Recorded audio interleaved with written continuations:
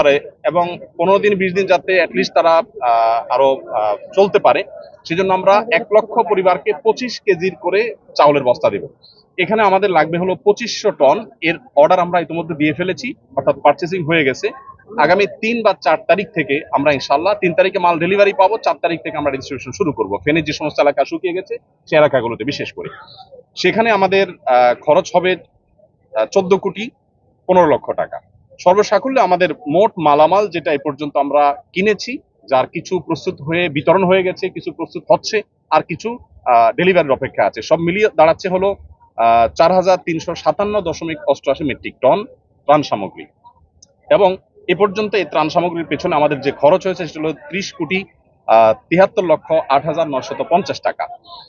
আপনাদেরকে একটু জানিয়ে রাখতে চাই, আমাদের এ পর্যন্ত যে ফান্ড আমাদের কাছে এসে পৌঁছেছে, আপনারা সাংবাদিক ভাইরা বারবার আমাকে প্রশ্ন করেছেন কত টাকা এসেছে। আমরা ফিগারটা এক্সাক্ট আপনাদেরকে বলতে পারিনি।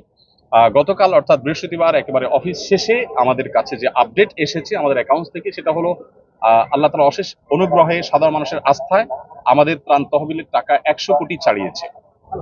অর্থাৎ 100 কোটির বেশি ফান্ড আমাদের কাছে চলে এসেছে। এই ফান্ডটা আমরা কিভাবে খরচ করব আপনাদেরকে একটু আমরা জানিয়ে রাখতে চাই, আপনাদের মাধ্যমে মানুষকে আমরা জানিয়ে রাখতে চাই। প্রথমত একটু বলে রাখি, আসুন্নাহ ফাউন্ডেশনের সমস্ত প্রজেক্টগুলো বাস্তবায়ন করার আগে আমরা পাবলিকলি ঘোষণা করে বেনিফিশিয়ারি নির্বাচন করে, যাতে কোনো প্রকার পার্সিয়ালিটি না হয়, প্রত্যেকে যেন সমানভাবে পায়, ধর্ম বর্ণ নির্বিশেষে যেন সবাই সুযোগ সুবিধা পায়, সেজন্য আমরা বিশেষভাবে মনোযোগ রাখি। আর আমাদের প্রজেক্ট বাস্তবায়ন শেষে আমাদের প্রত্যেকটা টাকার হিসাব পাই পাই করে আমরা সোশ্যাল মিডিয়ার উন্মুক্ত প্ল্যাটফর্মে দিয়ে থাকি। আমরা 2022-এর বন্যায় অর্থাৎ সিলেটের বন্যায় 18 কোটি টাকার কাজ করেছিলাম, তার প্রতিটি টাকার হিসাব আমরা সোশ্যাল মিডিয়াতে দিয়েছিলাম। তেল কোন কোম্পানির কত টাকা কিনেছি, আমরা কি পরিমাণ কিনেছি, লবণ, চাল, প্রত্যেকটা জিনিস আমরা ডিটেল এভাবে দিয়ে থাকি। তো এবারও ইনশাল্লাহ তার ব্যতিক্রম হবে না, প্রত্যেকটা টাকার হিসাব আমরা যথারীতি ইনশাল্লাহ যথাসময় দেবো আল্লাহ চাইন তো। হ্যাঁ, আচ্ছা, হ্যাঁ, এটা এখানে তো আপনার আমরা মৌলিক হিসাবটা দিয়েছি, এটার ডিটেল একটু একটু করে প্রতি লিটারের দাম কত পড়েছে সেগুলো ইনশাল্লাহ ডিটেল আমরা একেবারে চার্ট আকারে সোশ্যাল মিডিয়াতে আমাদের ভেরিফাইড ফেসবুক পেজ আমরা দিয়ে দিব। এখনো পর্যন্ত আমাদের এখানে ত্রাণবাহী 80টি গাড়ি গত কয়েকদিন আমাদের স্পটে পৌঁছেছে। আবার সেনাবাহিনীর মাধ্যমে আমরা অনেকগুলো কাভার্ড ভ্যান হস্তান্তর করে দুর্গম এলাকাগুলোতে তাদের মাধ্যমে বিতরণ করেছি আমরা। আজকে আমাদের এখানে যে কাজ চলছে, আজকে আমাদের এখানে সকাল থেকে জোহরের আগ পর্যন্ত 8টা কাভার্ড ভ্যান ফিল আপ হয়ে চলে গেছে এবং আজকে সর্বসাকুল্যে আমাদের 23টা কাভার্ড ভ্যান ইনশাল্লাহ পড়বে। এখানে যে কাভার্ড ভ্যান গুলো আছে এগুলো মাল আনলোড হওয়ার পর আবার লোড হওয়া শুরু হবে, একদিক থেকে আনলোড হয় আর দিক থেকে লোড হয়। এখানে প্রতিদিন 2 থেকে 2,500 মানুষ কাজ করছে, সবাই স্বতঃস্ফূর্তভাবে কাজ করছে। এখানে ঢাকা ইউনিভার্সিটির সম্মানিত প্রফেসর, সিনিয়র প্রফেসর আছেন, কাজ করছেন, আমি চিনি ব্যক্তিগতভাবে। এখানে বাংলাদেশ সেনাবাহিনীর কর্মরত ব্যক্তিবর্গ, সদস্যগণ তারা আছেন, কাজ করছেন ছুটির দিনে। আবার এখানে কয়েকজন হিন্দু ধর্মাবলম্বী ভাইয়েরা কাজ করছেন। এবং আমাদের আজকে দুপুরের খাবার ছিল বিরিয়ানি, তাদের জন্য আমরা আলাদা খাবার প্রস্তুত করেছি, যেহেতু আমরা জানি আমাদের হিন্দু ধর্মাবলম্বী ভাইরা গরু গোশত খান না, তাদের উপযোগী খাবার আমরা প্রস্তুত করেছি এবং তারাও কিন্তু এখানে শ্রম দিচ্ছে। আমাদের একজন অটো রিক্সা চালকের সন্ধান আজকে আমরা জানতে পেলাম যে তারা থেকে আমাদের ইউনাইটেড ইউনিভার্সিটি ওই জায়গা থেকে এখানে কেউ ত্রাণের কাজে আসছে বললেই তাদেরকে ফ্রি তিনি আনা নেওয়া করছেন। তিনি আমাদেরকে বলেনও নাই, প্রকাশও করতে চান নাই, কিন্তু সামহাও আমরা জেনে গেছি। তো স্বতঃস্ফূর্ততা কতভাবে হতে পারে, কত ধরনের হতে পারে, সেটা আসলে আমরা আপনাদেরকে মানে বলে বোঝাতে পারবো না যে মানুষ কতভাবে স্বতঃস্ফূর্তভাবে কাজ করতে পারে এখানে, সেটা এখানে চলছে। তো আমরা একটু আপনাদেরকে জানিয়ে রাখতে চাই যে যত টাকা আমাদের কাছে এসছে এবং এক্সপেক্টেড আরো যে টাকা আসবে, আমরা কিছুদিনের মধ্যে ইনশাআল্লাহ আমাদের ফান্ড ক্লোজ করবো, অর্থাৎ এই তহবিলে আর আমরা ডোনেশন সংগ্রহ করবো না। আমাদের প্রত্যেকটা প্রজেক্ট বাস্তবায়নের ক্ষেত্রে আমরা এই নীতিমালা ফলো করি, একটা নির্দিষ্ট সময়ের পর আমরা বলে দেই এই প্রজেক্টে আর কোনো টাকা দেওয়া যাবে না, আমরা অফ করে দেই, কারণ আমাদের একটা প্ল্যান থাকে, প্ল্যান অনুযায়ী আমরা সাধারণত কাজ করে থাকি। তো এবারে আমরা যেটা আশা করছি যেটা করব সেটা হলো খাদ্যে ইতিমধ্যে আমরা 30,73,00,000 টাকা খরচ করেছি, যেটার মধ্যে 2500 মেট্রিক টন চাল আমরা 4 তারিখ থেকে বিতরণ শুরু করব। আর এর বাইরে কৃষি এবং ব্যবসা যে ক্ষতি হয়েছে আমাদের, কৃষকদেরকে তাদের পুনরায় কৃষি কাজ শুরু যেন করতে পারে, সেজন্য আমরা তাদেরকে অর্থ সহায়তা দিব। আমরা আসুন্নাহ ফাউন্ডেশন থেকে ক্ষুদ্র ঋণ, সেটা আপনার সুদমুক্ত হোক আর সুদযুক্ত হোক, কোনোভাবে আমরা সুদ ঋণ দেই না, বরং আমরা সম্পূর্ণ ডোনেশন দিয়ে তাদেরকে দাঁড়াবার জন্য আমরা সহায়তা করি। তো সেই জায়গা থেকে কৃষি এবং ব্যবসা বলতে ছোট ছোট ব্যবসায়ী, একজন মুদি দোকানদার তার দোকানটা পুরোটা পানিতে আপনার শেষ হয়ে গেছে, তখন তাকে আবার একটা দোকান আমরা দাঁড় করে দেওয়ার জন্য কাজ করব। এই খাতে আমরা 30 কোটি টাকা খরচ করার পরিকল্পনা প্রাথমিকভাবে হাতে নিয়েছি, যে আমরা কৃষি এবং ব্যবসায় 30 কোটি টাকা খরচ করব। আমরা জানি যে প্রচুর মানুষ গৃহহীন হয়ে গেছে, যারা গৃহহীন হয়ে গেছেন সেই মানুষগুলোর জন্য আমাদের পরিকল্পনা হলো যে আমরা 30 কোটি টাকা ইনশাআল্লাহ খরচ করব এই খাতে। অর্থাৎ যারা গৃহহীন হয়ে গেছেন, কাউকে হয়তো আমরা 10,000 টাকা দিয়ে সহায়তা করব, কাউকে 20,000 দিয়ে, কাউকে 1 লাখ দিয়ে। এটা ভ্যারি করবে যে কার অবস্থা কতটুকু, অর্থাৎ ক্ষতি কি পরিমাণ হয়েছে। কারণ আমরা জানি সবার একরকম ক্ষতি হয় নাই, কারোর একেবারে শেষ হয়ে গেছে সব, তাকে হয়তো 1 লাখ টাকা আমরা দিব।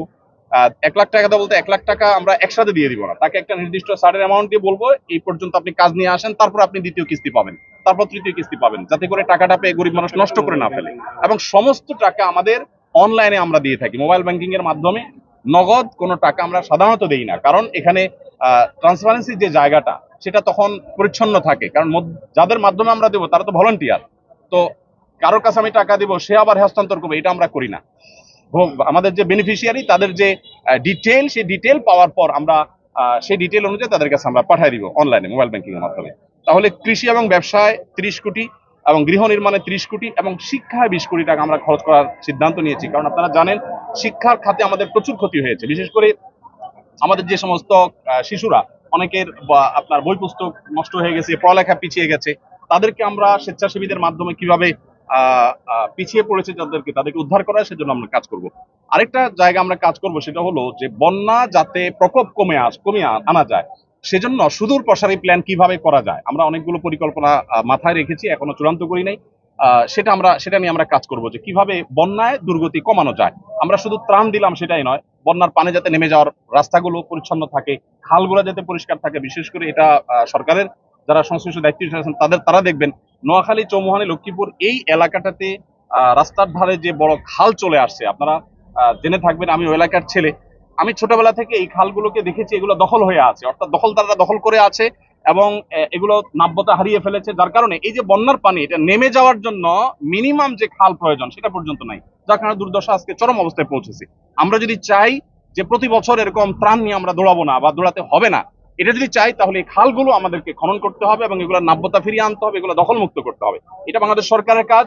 আমাদের যদি এখানে কোনো অংশগ্রহণ করার সুযোগ থাকে, আসন্ন সম্পূর্ণ প্রস্তুত যে আমাদের ভলান্টিয়ার টিম নিয়ে, আমাদের ক্ষুদ্র ফান্ড নিয়ে আমরা ঝাঁপিয়ে পড়বো, যাতে করে প্রতি বছর বন্যা হলে আমরা ত্রাণ নিয়ে যেতে না হয় এবং বন্যা যাতে খুব বেশি দীর্ঘস্থায়ী না হয়। ফেনী, নোয়াখালী, লক্ষ্মীপুর আমি নিজে গিয়েছি, অনেক এলাকা আছে যেখানে পানি ঠায় দাঁড়িয়ে আছে, নামার কোনো নামগন্ধ নেই, 1 সপ্তাহ 10 দিন 15 দিন পর্যন্ত পড়ে আছে। তো সেটা যেন না হয় সেজন্য আমরা চেষ্টা করছি। ফাউন্ডেশন থেকে আমরা বিশেষ কিছু উদ্যোগ নিয়েছি, যে সমস্ত জায়গায় মোবাইল চার্জ দিতে পারছে না আমার বিদ্যুতের অভাবে, আমরা ভাসমান জেনারেটর এবং চার্জিং স্টেশন নিয়ে যাচ্ছি বিভিন্ন আশ্রয় কেন্দ্রে। দেখা যায় যে কলার ভেলায় করে কিংবা কোনো টায়ারে করে আমরা জেনারেটর নিয়ে যাচ্ছি। ইউনাইটেড ইউনিভার্সিটির এবং স্টেট ইউনিভার্সিটি স্টুডেন্টরা অনেকে আমাদেরকে জেনারেটর দিয়েছে, এসিআই আমাদেরকে কিছু জেনারেটর দিয়েছে, আমরা নিজেরা কিছু জেনারেটর ভাড়া নিয়েছি।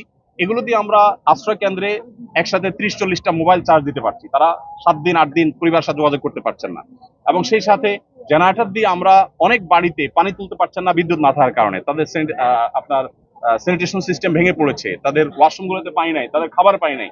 তো আমরা এক্ষেত্রেও ভাসমান জেনারেটর নিয়ে বাড়ি বাড়ি গিয়ে আমাদের ভলান্টিয়াররা তারা তাদের মোটর চালু করে পানি ট্যাঙ্কিতে ভরার ব্যবস্থা করছেন।